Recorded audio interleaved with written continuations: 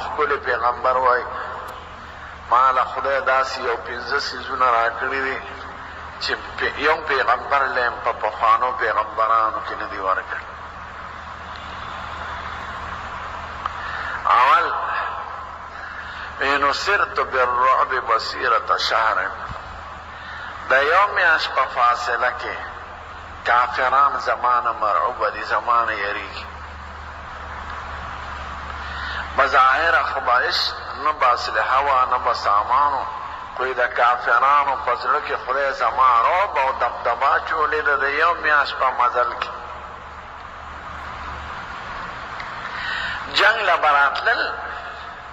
خو کله جنگ خلک د غیرت او د مجبورۍ د وجې نه کوي چې خلک به راته وایي مړه داسې داسې، یعنې زړه کې یېرېږي نو زړه کې به مرعوبه نو جنگ به د خپل غیرت د خپل پښتو د خپل شرم د وجې نه کو کنه یریدل به چې موقع به ملاوېده نو د تښتېدو کوشش به یې کو. او که جنگ کې به بظاهره څه کامیابي ورته ملو شه نو زر به رستو کېدل چې خبره بدله نه شي نو یریدل به. زموږ ښکلی پیغمبر دی معجزه و په خپل هم ډېر بهادر و بې اندازې. حضرت علی صاحب څومره بهادر صحابي تیر شوی دی او نور صحابه وی قسم دی چې په موږ به کله په جنگ کې سختي راغله موږ به هغه ته ځان بسو، په هغه به هم ځان بچ کوو او هغه به د ټولو نه مخکې دشمن ته نږدې و نو موږ به د هغه شاته ولاړو. چېرته مرعوبه شوی نه دی. د دې نه لویه بهادري د زړه شته چې سړی په یو قوم کې تحریک شروع کوي او هغه د جهان جاهل قوم ناجقه. د عربو دومره سخت جهالت و چې دنیا کې یو قوم کې هم داسې جهالت نه تیر شوی. اولاد څوک جمدي خخی نورې خبرې چې وږي به شي په بل به واره یو قوم به په بل واره بغیر سے دو دشمنه نه به جنگ به ورسره وکړو، سامان به یې تېره وړو، ښځې او ماشومان. لوټمار او وهم پرستی او کاڼي خدایان، درې کاڼي به یې راواچته، په څه به استنجا کوله، څه به یې خدای که ځان ته دام قوم او د ګوډاګۍ به یې د وړو جوړ کړه، هغه به یې خدای و. نو که کله به ضرورت شو او تنده وږه به پرې رانه نو هغه خپل خدای به یې وخوړه. زه یو ځل په حج کې پخوا ډېر چې ما سبق په بس کې ناست وم او ما سره یو دوست مو د کراچۍ او د هغې یو دوه زنانه وې زمونږ شاته ناست دی. نو پخوا خو ګڼه کمه وه خو بیا نو د عربو یو دوه سړي ولیدل جهالت کې مبتلا. نو دا یوه ښځې هسې ما واورېدې چې دا قوم اوس داسې دی نو چې 1400 کاله مو مخکې څنګه او زموږ ښکلي پیغمبر دوی سره څنګه ګزاره کړې ده او څنګه یې د اصلاح لارې ته راوړي دي او هوښیارې ښځې. سړی د هغې قوم حالت به اوري یو قوم را بدلول د هغې عقیده بدلول. زموږ نسواري سړي وي طالب ټول کال ورته زوته و چېرته اخر کې نسوار پرېږدي. نسوار څه شی نو خدای پرېښودل د پلار او د نیکه رواج بدلول او دا راسمول او ټول جهان دشمن خو په زړه کې فرق نه راغلی نه په بهادرۍ کې فرق راغلی او بیا داسې قوم یې تیار کړه چې د هغې څه مثال نشته. نو دا لوی تحریک کامیابول د هغه د لوی بهادرۍ علامه ده. نو په بهادرۍ کې مثال نو خدای حضور پاک وایي یو میاشت فاصله کې خدای پاک د کافرو په زړه کې زما دبدبه او روب اچولی. قسم دی د امریکا چې څه کوي دا د مسلمان نه یریږي. که دوی روجت شو طاقت یې دغه شو دا خو موږ تباه کوي. نه د یهودو نه یریږي، نه د هندو نه یریږي، نه د چین نه یریږي، نه د روس نه یریږي او د مسلمان نه یریږي. دا چې څه جنګ کوي دا دغه د پیشو جنگ دی چې د حیبت د وجې نه په سپي ورځي، د بزدلۍ د وجې نه جنګ کوي چې دا خو باسې نه چې دا داسې شي نو داسې مشي که افغانستان کې مجاهدین دغه شي خو موږ به دغه کړي او عراق ورسره امداد کې راشه عراق سره وګورو افغانستان سره دا د خپلې یارۍ نه کوي نو حضور پاک وایي هغه اثر امت کې خدای پیدا کړی دی چې د جهان ټول قومونه د مسلمان نه یېرېږي خو چې مسلمان نو حضور پاک وایي زما هیبت او روب او دمدمه د یو میاشت په مسافت کې خدای د کافرانو په زړونو کې اچولې ده اوس یو سوال دی چې د حضرت سلیمان علیه السلام هم دبدبه وه او حضور پاک وایي دا هغه صفت دی چې خدای ماله راکړی سلیمان علیه السلام بلقیس ته خط ولیکه او قرآن شریف کې بیان دی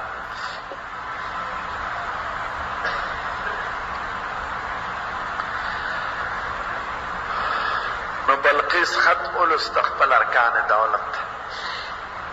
یا ایها الملأ انی القی الی کتاب کریم انه من سلیمان وانه بسم الله الرحمن الرحیم الله تعالی علی واتونی مسلمین ناشنا خط راغلی دی او ما ته پکې دا لیکي چې سره د ټولو ارکانو د دولت نه فورا حاضر شي او تابعدار راشي سوق يا أيها الملأ أفتوني في أمر هذا ما كنت قاطعة أمرا حتى تشهدون قالوا نحن أولو قوة وأولو بأس شديد والأمر إليك فانظري ماذا تأمرين قالت إن الملوك إذا دخلوا قرية أفسدوها وجعلوا عزة أهلها أذلة وكذلك يفعلون فإني مرسلة إليهم بهدية فناظرة بما يرجع المرسلون هیبت پیراغی پا خدا وی سوکو وزیران او د فوج مشران ورته وی سیب چې جنگ کې جنگ ته تیار یو خو باخسته رایره یو درېږه زه ورته یو هدیه ورلیږم ګوره مې چې پیغمبر دی او که د دنیا بادشاه که پیغمبري خو مقابله یې ګرانه ده او که د دنیا بادشاهي نو بیا به ورسره ګورو نو هدایه کې د هغې زمانې چې څو هغې سلیمان علیہ السلام د جرال هغه وفد ورته سي خپل هدیه پیوسه ارجعوا بهدیتکم اتمدونني بمالا فما آتاني الله خیر مما آتاکم بل انتم بهدیتکم تفرحون دا مالونه دولتونه موړه مال چې خدای سره کړی دی هغې نه زیات فورا راشه کنی داسې لښکر به درولېږم چې په حساب کتاب به نه پوهېږي وینې بناو درزار به باندې شروع وي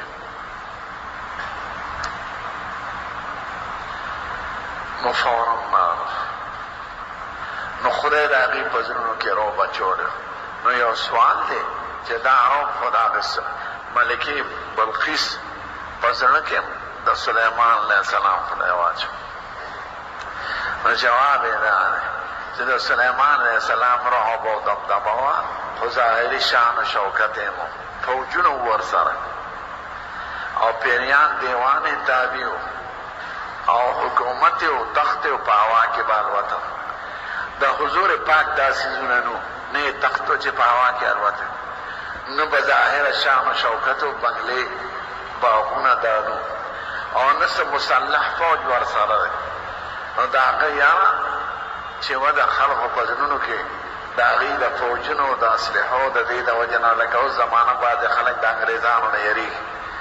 نو د هغې د اسلحو د بمونو د وجې نه کنې زړه کې هغه سپک خدای پیدا کړی دی نو د حضور مبارک دمدمه چې وه هغه بغیر د ظاهري اسبابو نه وه او د بل چا کړي هغه په اسباب او بنایي نو د اسبابو د سړي نه سړی یېرېږي یو سړي سره ټوپک دی او تا سره هېڅ نشته ته به ټوپک خاوند نه یېرېږي چې هلته نیغ کړي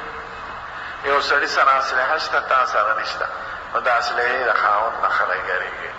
زمونږ حضور پاک سره دا ظاهري اسباب نو او خدای پاک د کافرو په زړه کې د هغه هیبت او روب اچولی په مکه کې چې وله د مظلومیت ژوند نو یو کافر بدماش د هغه نوم و ابی بن خلف پاس په داسې ګرځېدم ده ته مې وی دا اس مې تاله ساتلی دی تا به پې وجنم حضور پاک وی ته ما نشې وجلی ته به زما د لاسه مرې بیا مدینې منورې ته حضور پاک راغی بیا د احد جنگ جوړ شو په نبي کریم تکلیف راغی د بعضو صحابهو د غلطۍ د وجې نه چې هغې ځای پرېښود نو ټول کافران پاغه شو په یو مسلمان باندې لس او شل لاته وتي یو سړی به د لسو د شلو سره مقابله وکړي نو په حضور پاک ټول لاړل شپږ کسان خو د هغه د پاسه په ملا باندې جدا شو ملا به یې پرې داسې دی چې هغه له غذار ور نه رسي د چا لاسونه ګوټ شو خو هغه ته یې غذار نه پرېښود دوی کې دا کافر ابی ابن خلف راغی او توره ورسره ده وی خواشه دی به زه وجنم د هغې خو دا خیال دی چې ټول کافران ته راته و دوی قیمې کړې وي وی زه یې وجنم کافرانو منځ کې راننوتېده حضور پاک یو صحابي ته یې پرېږده چې رانږدې شي ده ته یې وی دا نیزه دی راکړه د هغه په توره غذار کوم د تورې د غذار نه مخکې حضور پاک په نیزه داسې و ایله هغه نیزې د یې مرۍ ته ور ورسېده او دوی یې بو کړې او په شا پرېوته خلق ورته معمولي لګېدلې ولې نه وی ته ما ته ویلي په مکه کې چې ته ما نشې وجلې ته به زما د لاسه مرې وی دی خو لا په نیزه باندې لږ ووالم که لاړې را باندې را توکلې وې نو هم زه مرم دومره یې خو پې یقین په لاره مردار شو نو د هغه روب او نه حضور پاک د چا نه یارېده دا مرعوبیت پکې نو ټول کافران نه په حوصله کې فرق راغلی نه په بل څه کې فرق تدبیر به اختیار او دا کار وکړې ځکه دا د اسبابو دنیا ده خو روب د چا نه مروبه کېده نه نو دا پکې خدای صفت یې ښه وی نصرت بالرعب مسیرة شهر دا د بخاري شریف حدیث دی وی د یو میاشت په فاصله کې خدای پاک د کافرانو په زړونو کې زما روب او هیبت اچولی دا صفت د بل پیغمبر هم دویم وجعلت لی الارض مسجدا وطهورا ټوله ځمکه زما دپاره جومات ګرځولی شوی دی او د اودس چارهدام او د غسل یو ذریعه زمونږ د امت مونځ هر ځای کېږي چې پاکه ځمکه د پخوانو قومونو مونځ به صرف خپلو عبادتخانو کې کېده د عیسایان صرف خپلو ګرجو ته راځي د دې کور کې مونځ نه په بار ځمکه نشي کولی او زمونږ دپاره خدای پاک زمونږ د پیغمبر دپاره ټوله ځمکه خدای جماعتخانه ګرځولې ده هر ځای چې پاکه ځمکه او د مانځه وخت راشي هغه ستا دپاره جماعت دی د نورو قومونو نه دویم خاوره زمونږ دپاره د پاکۍ ذریعه ده چې اودس دې نه تیمم به پرې وی که غسل دې نه د غسل لپاره تیمم واله شي خاوره د جهان د یو پیغمبر دپاره او د یو امت دپاره د پاکۍ ذریعه نه ده ګرځولی شوې تیمم صرف زمونږ په امت کې دی او زموږ ښکلی پیغمبر له خدای ورکړه دا صفت خدای بل پیغمبر له نه ورکړه نو ټوله ځمکه جماعتخانه ده او ټوله ځمکه زموږ دپاره د تیمم ذریعه ده د اودس او د غسل دواړه دریم واحلت لی المغانم غنیمتونه ماله حلال شوي دي پخوانو پیغمبرانو او امتونو ته به غنیمت نو حلال چې جهاد به وکړو نو چې څه مال غنیمت به و هغه به یې میدان کې کېښود نو د بره نه به اور راغی هغه اور به هغه شی ختم کړم به یې سوځم غایب به شو دا زمونږ امت کې دا نشته او دا خدای زمونږ هم عزت کړی دی هم یې زمونږ حیا ساتلی ده عزت په دې دی چې د دنیا کې هم د هغې غنیمت نه فایدې اجازت مونږ ته وکړو هغې ته د خپل غنیمت نه د فایدې اخیستلو اجازت نو ځکه به ختمېدم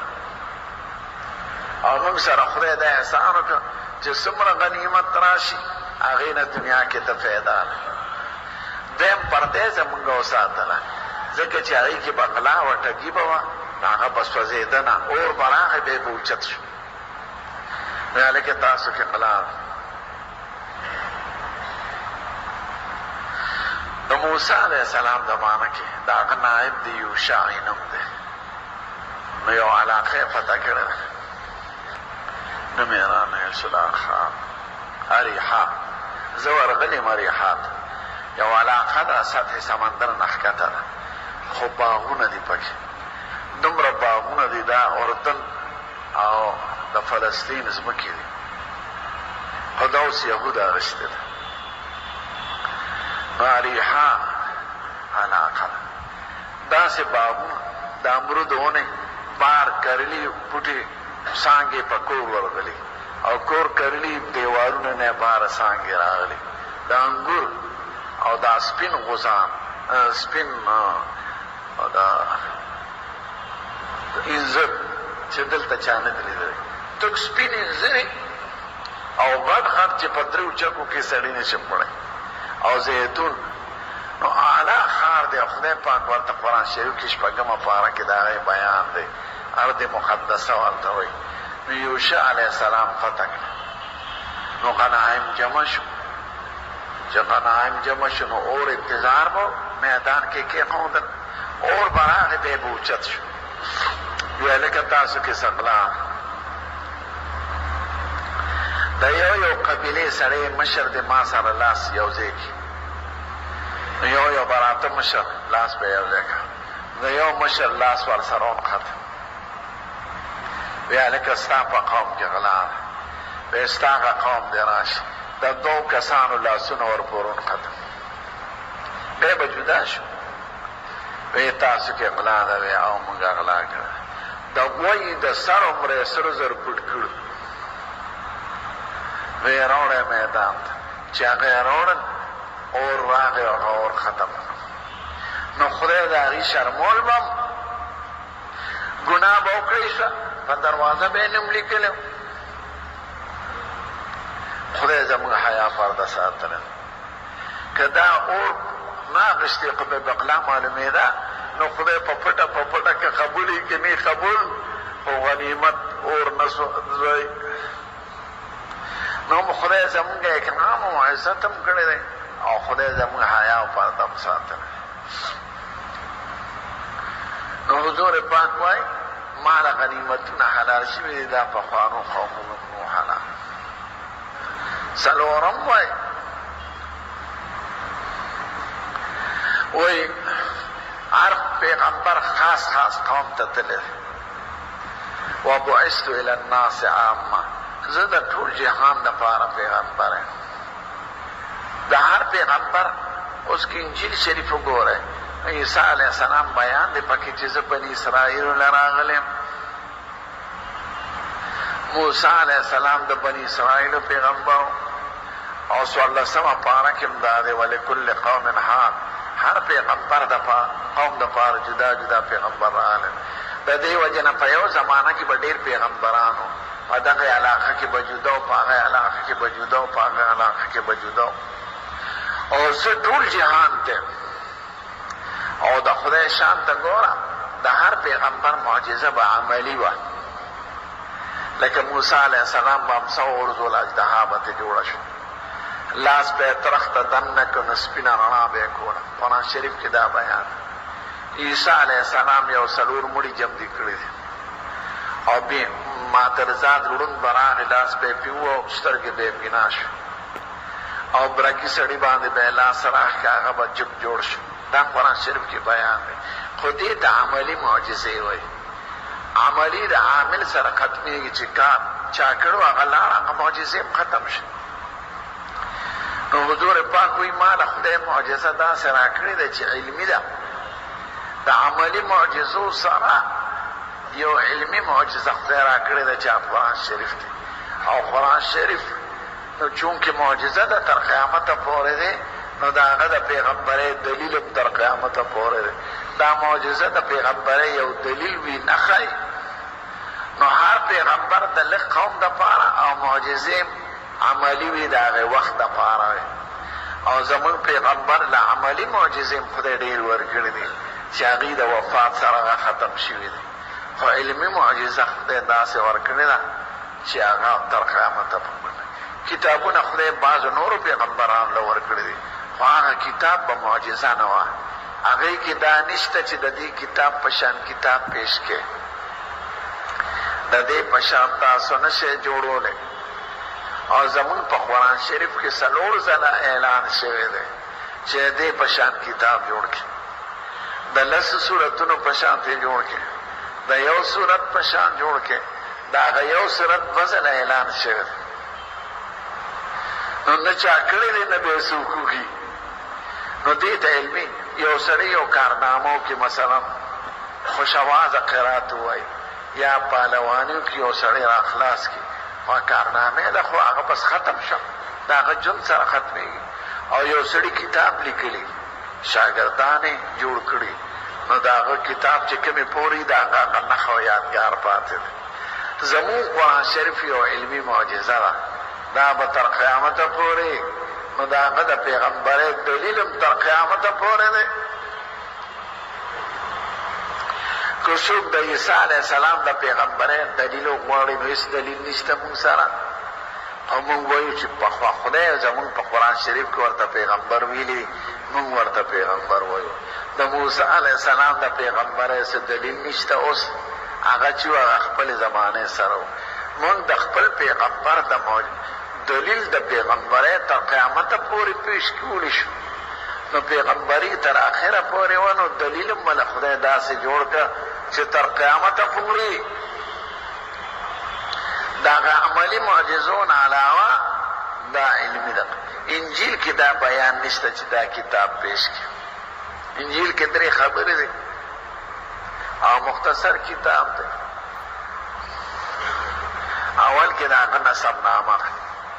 دویم کې د هغه یو واز دی پهاړي واز ورته وایي دریم کې د هغه څه واقعات او کرامات او معجزات دي بس تورات شریف کې هم 15 حصې دي څه احکام دي پکې څه پکې واقعات دي خو دواړه کتابونه په اصل شکل کې نشته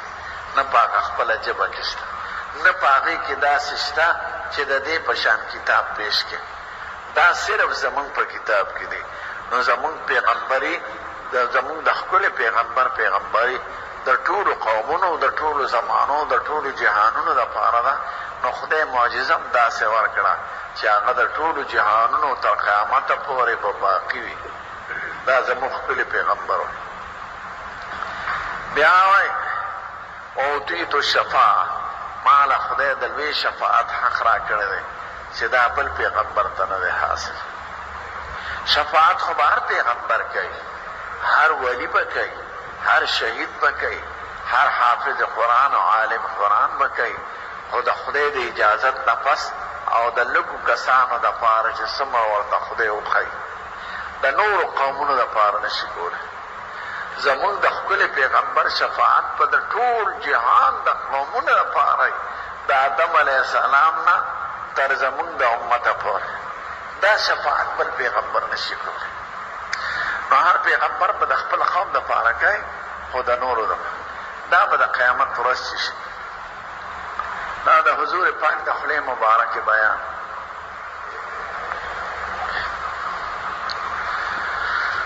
میدان چې شي د قیامت نو لمر به ښکته ګرمي به خلک به ډېر زیات تنګ شي خلک به وایي خدای یو طرف تم کې جنت تم که بوځې که دوزخ تم بوځې خو چې د دې غم نه خلاص شو نو آدم علیه السلام له به لاړ شي چې قربان ته خو د ټولو مخلوقاتو لارې نکې او ټولو ملایکو تا ته سجده کړې ده ته د خدای دربار کې سفارش وکړه چې د دنیا د دې قومونو سره حساب کتاب شروع شي او د قیامت د دې میدان د سختو نه خلاص شي هغه به وایي نه زه نشم ما نه یو بوټی ما خوړلی اگر چې زه پرې خدای معاف کړی خو زه د خدای نه شرمېږم ما له حیا راځي لاړ شئ نوح علیه السلام نه لوی پیغمبر و 9.5 کاله یې نصیحت کړ قوم ته هغه له به راشي ته وایي د خدای لوی پیغمبر او ستا په خیرو باندې ټول جهان باندې طوفان راغلی او داسې ته سفارش وکړه چې خدای د مخلوقاتو سره حساب کتاب شروع اب وایي ما یو قوم ته خیرې کړي دي ما له دا خیرو له حیا راځي چې دا ما ولې وي رب لا تذر الارض من الكافرين ديارا انك ان تذرهم يضلوا عبادك ولا يلدوا الا فاجرا كفارا خدای دا قوم ختم کې نو ما خیرې کړي د ما له دا خیرونه حیا راځي زه د خدای دربار کې نشم پېښ کړی لاړ شي ابراهیم علیه السلام له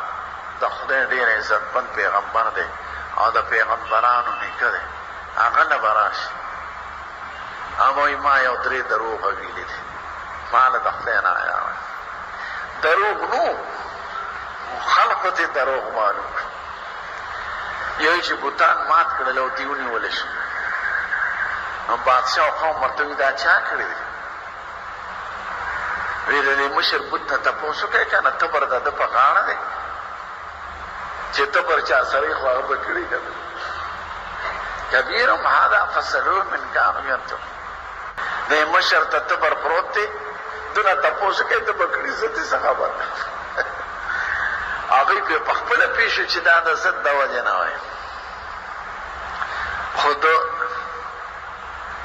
د خبرو دپاره یو موقع جوړوله هغوی ورته وایي لقد علمت ما هؤلاء ینطقون وایي که خبرې کولی شي تپوس یې وکړئ وایي تا ته خو دا پته لګي چې دې خبرې نه شي کولی نو بیا ورته وایي عجیبه نه خبرې کولی شي نه د ځان نه تبر لر کولی شي نه که چاته سرونه پرې کړي دا نه شي ویلی نو بیا دا څنګه خدای دی نو ځان ته د خبرو خو وایي چونکې ما ظاهره ویلي بل فعله کبیرهم هذا فاسألوه من کانوا ینطقون دې مشر به کړي که نه تپوس دې وکړې وایي ما له خدای نه حیا راځي دویم چې یو بادشاه نیولي دوی او بیبي تې بوتله نو هغې ته فوجیان وایي دا دې څه ده نو دې ورته وایي دا مې خور ده نو هغې ته زر وایي ته مې د تر لورې او دې وخت کې زه او ته مسلمانان یو نور څوک نشته نو موږ د اسلام په وروروالی کې رور خور یو نو که تا نه تپوس وکړي نو دقه شان ورته ته ووایه هغې نه چې پوس وایي دا مې ویلي دي چې دا زما خور ده اگر چې مطلب یې څه یو خلکو چې راغوستې و اول نو ستوري ولیدل سپومې ولیدل انوار یې ولیدل وایي دا زما خدای دی بیا وی د انمر زما خدای دی دا خو غټ تاسو چې نور ډوب شوی چې څه ډوبېږي هغه خدای چې پناه کړي بس مې ما له د خدای نه حیا راغله موسی علیه السلام نه ویې لاړ شه موسی علیه السلام هغه وایي ما نه یو سړی په خطا وجلی شو ما ورله دغه کو ادب مې ورکو یو ظالم فوجي په یو رعیت یې را باندې کړو نو هغه ورته وایي راشه دنه مې خلاص کړه نو دې ورغی غلی سوک ورکو چې خوښ دي او سوک ورکولو سره هغه سرکوزې را پرېوت ساعتې ووتل وایي ما نه یو سړی په خطا وجلی شوی دی زه د خدای نه شرمېږم عیسی علیه السلام عیسی علیه السلام وایي ما ته خلکو خدای ویلي دي لکه د عیسایان غونده د انګریزانو نه زیات بېوقوفه قوم د عقیدې په اعتبار څوک نشته ځکه عیسی علیه السلام ته خدای هم وایي د خدای زوی هم وایي او دریم خدای هم وایي هلکه دا څنګه خبره دا درې یو دی یو درې دی یو درې وي او درې یو دا خو ماشوم نن تپوس وکړه چې درې وي او یو وي نو هم ورته دریم خدای وایي هم ورته خدای وایي هم ورته د خدای زوی وایي هلکه دا څه شی شو نو عیسی علیه السلام به وایي زه د خدای نه شرمېږم چې ما ته خلکو خدای ویلي ده دا قرآن شریف کې بیان دی اوومه پاره کې خدای به عیسی علیه السلام د دې عیسایانو مخکې راوغواړي وإذ قال الله يا عيسى ابن مريم أأنت قلت للناس اتخذوني وأمي إلهين من دون الله قال سبحانك ما يكون لي أن أقول ما ليس لي بحق إن كنت قلته فقد علمته تعلم ما في نفسي ولا أعلم ما في نفسك إنك أنت علام الغيوب ما قلت لهم الا ما امرتني به ان اعبدوا الله ربي وربكم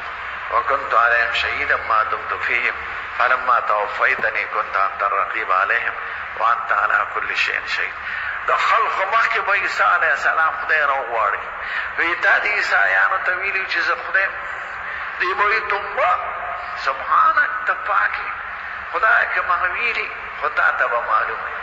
ما دا نه دی ویلی ما ورته وایي د هغه لوی خدای عبادت کوئ. پیغمبران خو د دې دپاره راځي چې خلک د خدای سره جوړ کړي خلک د خدای سره وتړي د خدای ذات ورته یاد کړي چې عبادت به د هغه کوئ خیر و شر ما فوق الاسباب به د هغه نه هغه غواړئ عالم غیب او مالک د هر څیز او مختار کل به دغه لوی خدای ګڼئ. نو پیغمبر جوړ پیدا کړي د مخلوق او د خالق په منځ کې ما دغه جوړ ویلی دی. زه بله خبره کوله خدای ته دا معلومه ده چې ده نه دی ویلی خو عیسایانو ته به وښیي نو دی به وایي خدای زه شرمېږم ما ته خلکو خدای ویلی دی نو زه د خدای نه شم لاړ شي اخري پیغمبر زمونږ پیغمبر ته به راشي دی به وایي انا لها زه به دا سفارش دې ته مقام محمود وایي چې مونږ د اذان نه پس دعا د وسیلې کې وو چې خدای دله مقام محمود ورکړي. دا هغه د عزت مرتبه ده چې ټول پیغمبران ټول امتونه به دته محتاج وي او صفت به یې وکړي نو دی به د ټولو جهانونو دپاره د ټولو قومونو دپاره به سفارش وکړي د خدای ته به لاړ شي د عرش د لاندې به په سجده پروسي او د 7 عروضو په اندازه د خدای حمد او ثنا به وایي 7 عروضو په اندازه چې وخت تېر شي خدای پاک به ورته وایي سر اوچت کړه څه غواړې دی به وایي خدای قوم سره حساب کتاب شروع خلک تنګ دي خدای پاک به ورته وایي ښځې په خپله درکوزېږم میدان د قیامت ته لاړ شه نو ډلې ملایکې به راولېږي د قوم نه به چاپېره ودرېږي بیا به بله ته راولېږي بیا به بله 14 به چاپېره د ملایکو ودرېږي وجاء ربک والملک صفا صفا یو سپین اوریځ کې به د خدای عرش راشي او خدای پاک به په عرش نو د عرش یو خوا به د بیت المقدس کې چې کومه ګټه ده په هغې ودرېږي او بیا به خدای پاک خبرې شروع کړي نو دا لوی شفاعت د ټولو جهان د امتونو او د قومونو دپاره دا به زمونږ پیغمبر کوي وایي دا صفت خدای ما نه راکړی دی بل چا نه دی ورکړی. درود شریف ووایه.